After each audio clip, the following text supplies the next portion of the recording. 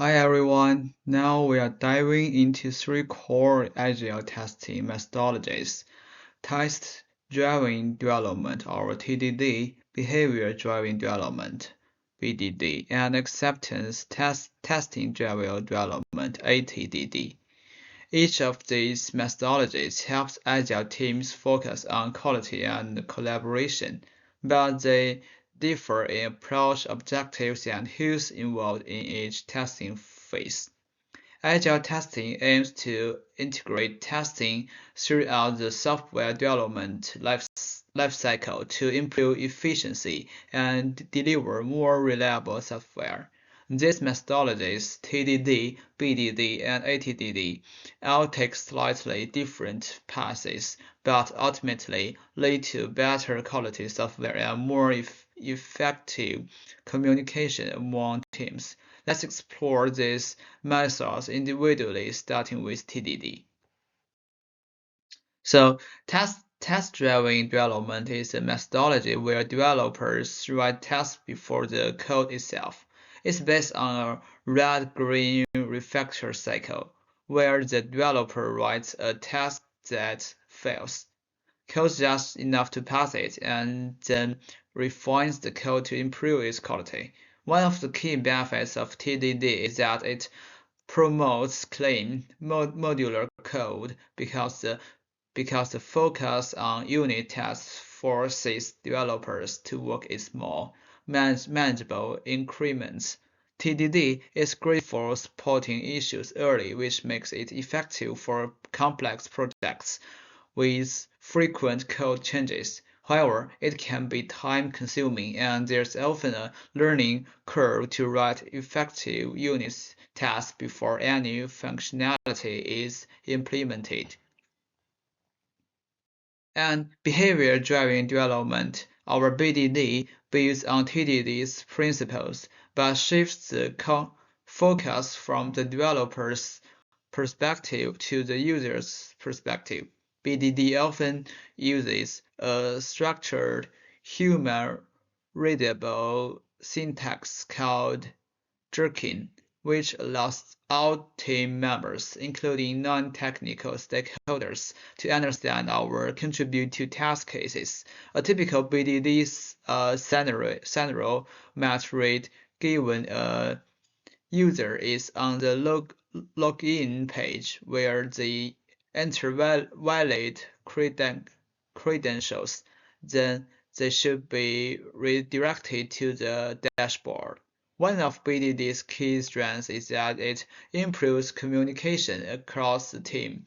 Since requirements are defined in a natural language format, BDD makes it easier for non-developers to participate in task creation. However, BDD requires strong stakeholder engagement, and it may overlook low-level edge cases due to its high-level focus on user interactions.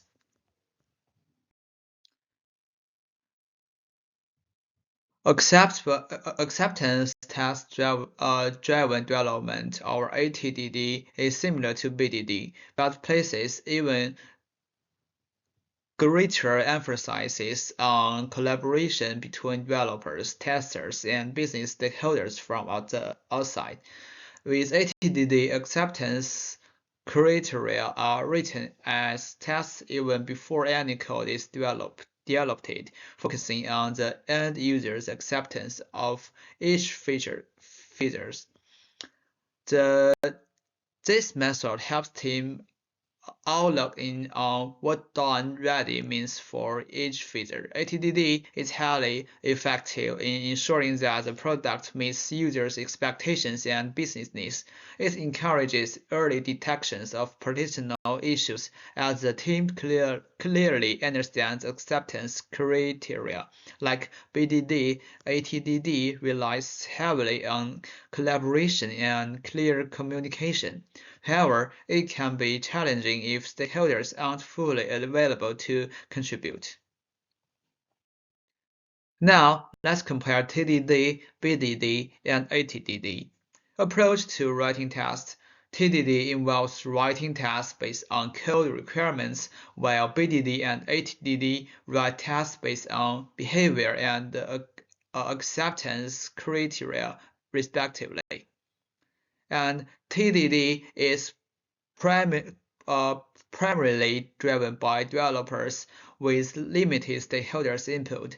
BDD and ATDD, on the other hand, involve multiple roles developers, testers, and business stakeholders, promoting better alignment across teams. And TDD works well for projects that need extensive low-level testing, such as backend systems. BDD is ideal for scenarios where clean communication is critical, like feature-rich applications with specific user interactions. ATDD is especially useful in projects where acceptance criteria are highly specific, ensuring that the final product aligns precisely with business goals. Then another key factor to consider is ease of integration and learning curve. TDD is often For integration, TDD is often easier to integrate into a team already familiar with code and testing cycles since it doesn't require business input. BDD and ATDD, however, may require new tools like Cucumber for BDD or continuous collaboration with non-technical stakeholders. And for learning curve, TDD has a step learning curve for developers new to writing tests first. BDD has a similar curve but introduces a new structure through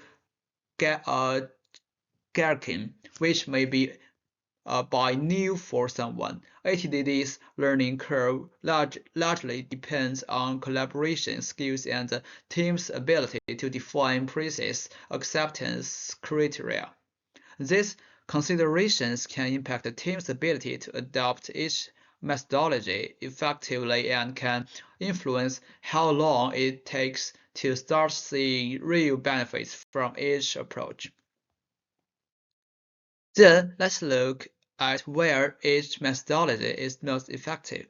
For TDD, imagine a scenario where a backend system needs robust, low-level tests to ensure code correctness, like in a financial platform here, TDD would work best as it enables early detection of critical bugs, protecting the stability of the system.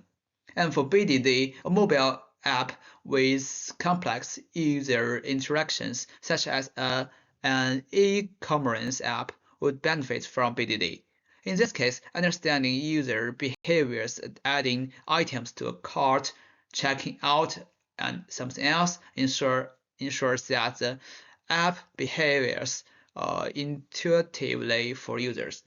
And then for ATDD, an enterprise application with strict business requirements is a good candidate for ATDD.